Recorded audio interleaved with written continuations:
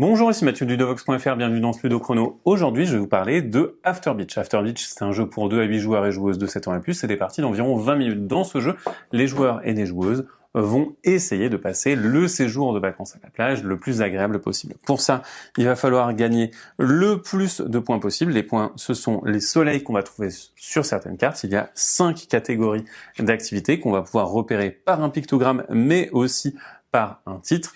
Et à la fin de la partie, il faudra avoir un certain nombre de points et également une activité de chaque type au moins.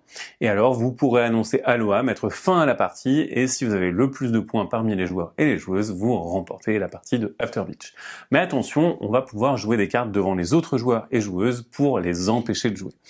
Voilà pour le grand principe du jeu. Maintenant, comment est-ce qu'on joue son tour? Eh bien, on va simplement piocher une carte, puis jouer une carte. Vous pouvez piocher une carte depuis le paquet, ou alors depuis la défausse. Attention, il y a certaines cartes spéciales qu'on ne peut pas récupérer depuis la défausse. Ici, je vais récupérer une carte, je la place dans ma main, et ensuite, je vais jouer une carte. Je vais choisir cette carte bronzage. Alors, cette carte bronzage, elle est repérée par son titre. Toutes les cartes bronzage valent 3 points, et vous voyez ici qu'il y a une petite icône de crème solaire pour se rappeler de l'icône de cette activité. Une fois que j'ai fait ça, eh bien j'ai entièrement joué mon tour. On peut passer au tour de la joueuse suivante. La joueuse suivante pioche une carte et puis elle va jouer une activité également. Elle va jouer une baignade. Vous voyez que la baignade, elle vaut 4 points. Maintenant, ce joueur-là, il va piocher une carte et puis il va jouer une carte contre moi.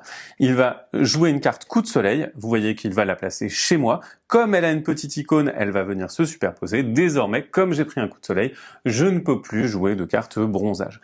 Alors, on remarque que ici, pour l'icône baignade, on n'a pas la même icône. Vous voyez qu'on a une icône vague et donc ce coup de soleil ne peut pas venir se jouer ici. Il se joue forcément sur le bronzage.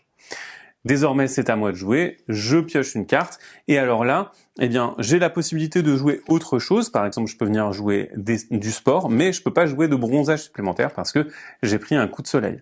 Si jamais je voulais jouer du bronzage, eh bien, il faudrait que je me débarrasse de cette carte, par exemple, en jouant cette crème solaire. Vous voyez que c'est une carte à pourtour vert, et qu'on a la même icône de bouteille de crème solaire. Alors, je vais venir défausser cette carte et placer la carte qui me permet de m'en débarrasser par-dessus parce que les joueurs et joueuses pourraient récupérer cette carte par la suite. J'aurais donc passé mon tour entier à me débarrasser de cette carte nocive.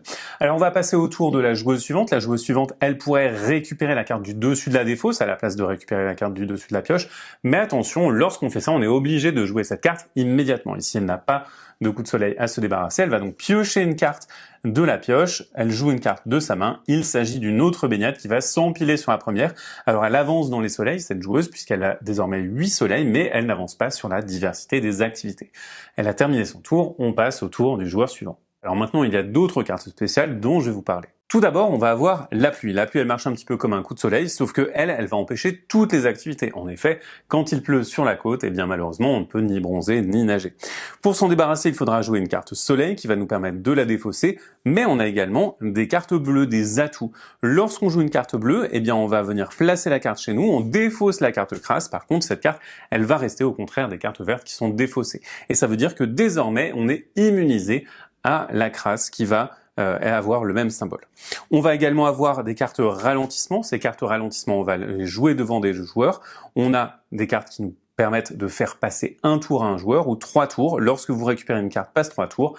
Lorsque vient votre tour, vous ne jouez pas et vous inclinez d'un quart de tour la carte pour indiquer le nombre de tours que vous avez passé. Une fois que vous avez passé 3 tours, vous défaussez la carte. On va également avoir des cartes qui permettent de récupérer des cartes. Avec le gendarme, on va pouvoir prendre une carte au choix dans la main d'un joueur qui repiochera une carte. Avec la mouette, on prend une carte dans le tableau d'un joueur ou d'une joueuse. Et avec l'éclos plongeur dans la défausse, ces cartes, on va les jouer immédiatement également.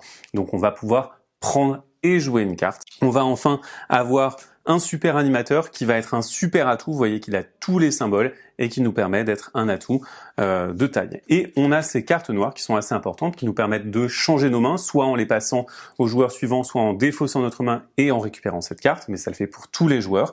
Et on va voir les grandes marées. Lorsqu'on joue la carte grande marée, on échange tous de position avec le joueur qui est à notre gauche ou à notre droite. On garde nos cartes en main, mais par contre, on va récupérer les cartes que il ou elle a devant soi.